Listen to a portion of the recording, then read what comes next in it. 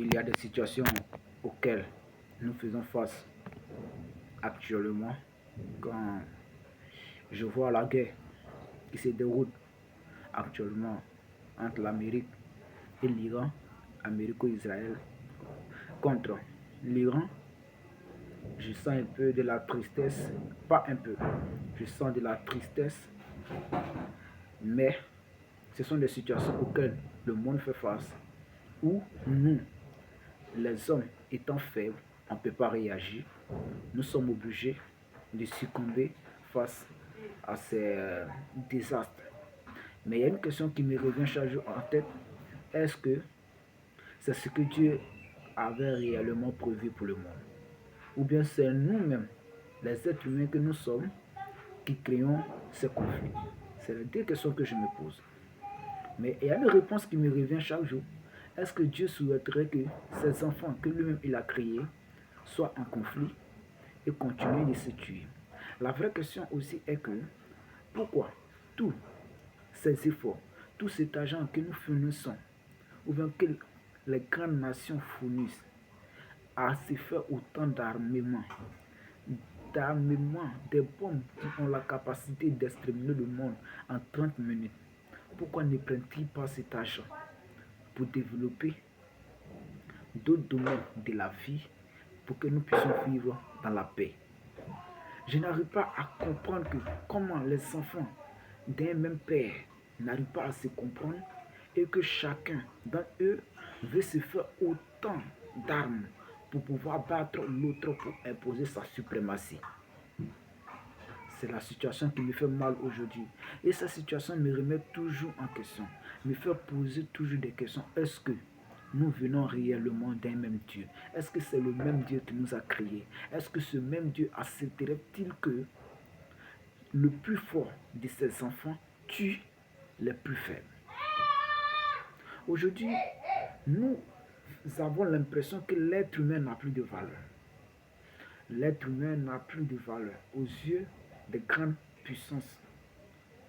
Quand je vois les 160 et quelques enfants tués par une frappe américaine sur l'Iran, je me demande où va le monde et où sont les droits dont ces gens ou bien ces personnes prônent chaque jour en disant le droit d'enfant, quoi que ce soit, c'est pas seulement tentant. Où sont ces droits? Et quand ça se repasse à quelque part, ces mêmes personnes veulent intervenir pour parler de violations des droits humains. Aujourd'hui, ces gens qui meurent en Iran, où sont leurs droits? C'est la vraie question qu'on se pose. Est-ce que vous pensez sincèrement, au plus profond de vous, qu'aujourd'hui, ce qui se passe dans ce monde, Dieu l'a déjà, ou bien Dieu aimerait ça? Mettez-vous à la place. Si vous êtes le père et que vous créez vos enfants, voilà, vous avez conçu vos enfants, et que le plus fort tue les plus faibles, il va imposer sa suprématie. Pensez-vous réellement que vous serez fiers? C'est la vraie question qui me fait mal. Ça vient toujours. Pourquoi nous, les enfants d'un même père, nous ne sommes pas en mesure de vivre à l'aise, dans la paix, dans l'union? Pourquoi nous sommes obligés de mettre des frontières, des barrières? Pourquoi nous sommes obligés d'enseigner à nos enfants que nous ne sommes pas pareils? Pourquoi ils ont tellement torturé? Pourquoi ils ont torturé les Africains? Jusqu'à présent, il y a le racisme qui existe encore. Pensez-vous sincèrement que nous, les Africains, que nous sommes aujourd'hui, nous sommes à l'abri de ce qui se passe?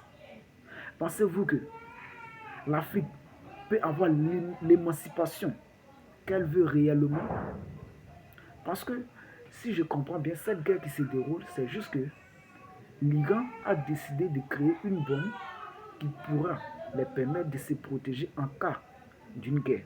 Et c'est ça qui crée ça. Ça veut dire, si on veut résumer, ils cherchent l'émancipation, ils cherchent la sécurité et se rassurer qu'en cas de frappe, ils peuvent se défendre.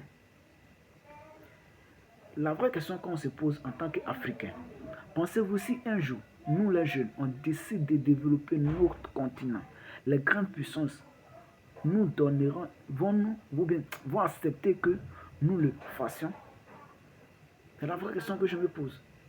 Est-ce que les grandes nations, les grandes puissances vont accepter que nous, des êtres étant subalternes que nous sommes, que nous nous développions pour que nous soyons comparables à eux?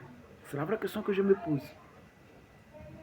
C'est très délicat, c'est très triste. Quand je vois tout ce qui se passe dans ce monde, je commence à avoir la chair de poule. Je me demande quel est le but de mon existence dans ce monde. Dans ce monde où l'ignorance a tellement pris le dessus, dans ce monde où ton semblable ne peut jamais te considérer comme un être comme lui. Ça fait mal au cœur. Ça fait mal au cœur. Je ne sais pas si vous ressentez la même chose, mais ça fait mal au cœur. Moi, j'ai mal quand je vois les gens sur les réseaux sociaux où ça les fait rigoler. Je me demande, est-ce que ce sont les êtres humains réellement? En tant qu'un être réel, un être humain qui est conscient, ne va jamais souhaiter que cela arrive dans ce monde. Moi, j'aurais souhaité que nous vivons paisiblement dans un monde où il y a la compréhension, dans un monde où les grandes puissances sont prêtes à aider les autres pour que nous soyons au même niveau, pour que nous puissions vivre à l'aise. Mais aujourd'hui, ce n'est pas le cas. Aujourd'hui, ce n'est pas le cas. Maintenant, la vraie question, il y a une question qui se pose encore. Si les faits n'existaient pas, est-ce que ces grandes puissances auront-ils de la valeur? Point. Donc, on doit s'accepter tel que nous sommes pour pouvoir vivre harmonieusement. C'est très important. Mais cette conception, bizarrement, tout le monde ne l'a pas. Tu vois? Ces pensées, on n'a pas tous ces pensées. Donc, ça fait qu'il y a toujours des différents. Il y a toujours des différents. C'est très délicat, c'est triste. Mais c'est ce que nous traversons. Et nous sommes obligés de se soumettre. Emmanuel, Christ que je suis, je n'ai pas... Voilà, je ne suis pas magicien pour aller intervenir pour dire non. Nous sommes obligés. Qui est prêt? Ah, c'est la vraie question.